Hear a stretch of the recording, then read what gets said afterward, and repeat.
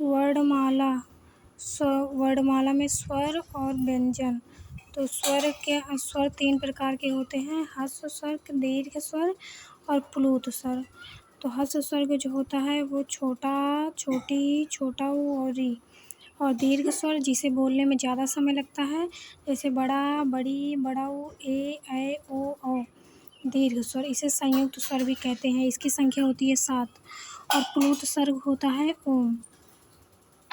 प्लुत स्वर में ओम आता है। और मुख खुलने के आधार पर स्वरों का वर्गीकरण। तो मुख खुलने के आधार पर स्वरों को 4 भागों में बांटा गया है।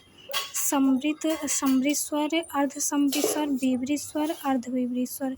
समृत स्वर होता है छोटा ऊ, बड़ा ऊ, छोटी, बड़ी। और अर्ध समृत स्वर में ओ, ऐ। और विवृत स्वर में बड़ा, विवृत स्वर और अर्धविवृत स्वर में छोटा औ और ए, अर्धविवृत स्वर। जाति के आधार पर स्वरों का वर्गीकरण। जाति के आधार पर स्वर 2 प्रकार के होते हैं, सजातीय स्वर, विजातीय स्वर। सजातीय स्वर छोटा, बड़ा, छोटी, बड़ी, छोटा ऊ, बड़ा ऊ। इसकी संख्या होती है 6। और विजातीय स्वर ए, ऐ, ओ, औ। इसकी संख्या होती है 4। स्पर्श व्यंजन की संख्या 25 होती है। का से लेके माँ तक स्पर्श व्यंजन होते हैं। और अंतस्थ व्यंजन या, रा, ला, वा। अंतस्थ व्यंजन। और या, वा अर्ध स्वर कहते हैं या और वा को। या वा अर्ध स्वर। रा को प्रकंपित या लुंठित वर्ण बोलते हैं।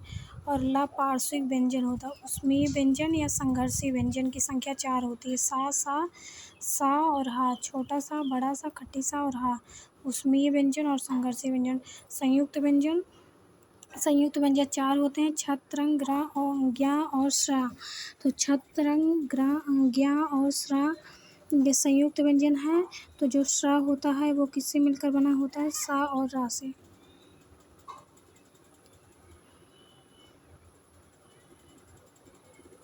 सा प्लस रा मिलकर बना होता है श्रा। और छत्र जो होता है, त्रंग जो होता है वो ता प्लस रा से मिलकर बना होता है त्रंग।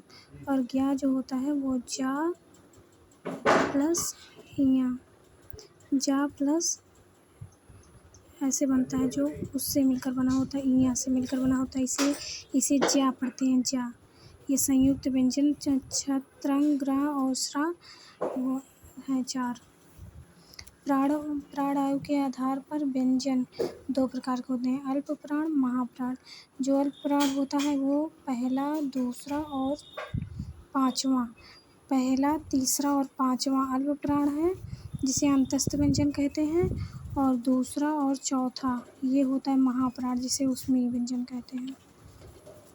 स्वर तंत्रियों में कंपन के आधार पर व्यंजन को 2 भागों में बांटा गया है, अघोष और सघोष, जिसे घोष भी कहते हैं।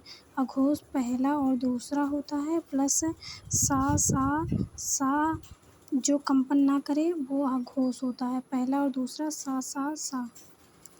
और जो कंपन करें उसे कहते हैं सघोष, जैसे तीसरा, चौथा, 5वां प्लस स्वर हा, या, रा, ला और वा।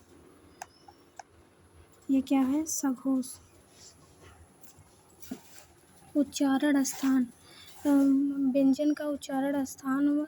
स्पर्श व्यंजन की संख्या 25 होती है, जैसे 25 में का वर्ग को कंठ कहते हैं, तालव्य, चा वर्ग को तालव्य, टा वर्ग को मूर्धन्य, ता वर्ग को दंत और पा वर्ग को ओष्ठ कहते हैं। और कंठ में का वर्ग के साथ साथ छोटा, बड़ा, हा और विसर्ग आता है। विसर्ग मतलब हा कंठ में आता है, छोटा, बड़ा, हा और विसर्ग। तालव्य में चा वर्ग के साथ साथ छोटी, बड़ी, यास, या, यस, ईस। तालव्य में चा वर्ग के साथ साथ छोटी, बड़ी, या और सा आएगा। मूर्धन्य में टा वर्ग के साथ साथ री, रा और श्रा आएगा, खट्टी सा। मूर्धन्य में दंत में टा वर्ग के साथ साथ ला, सा आएगा। ओष्ठ में पा वर्ग के साथ साथ छोटा ऊ, बड़ा ऊ, और कंठ तालव्य में ऐ आता है, जो आ प्लस ई मिलकर आ प्लस ई से बनता है ए। तो ए और ऐ कंठ तालव्य और कंठ ओष्ठ ओ औ, छोटा आ प्लस ऊ मिलकर ओ औ, और दंत ओष्ठ में व आएगा।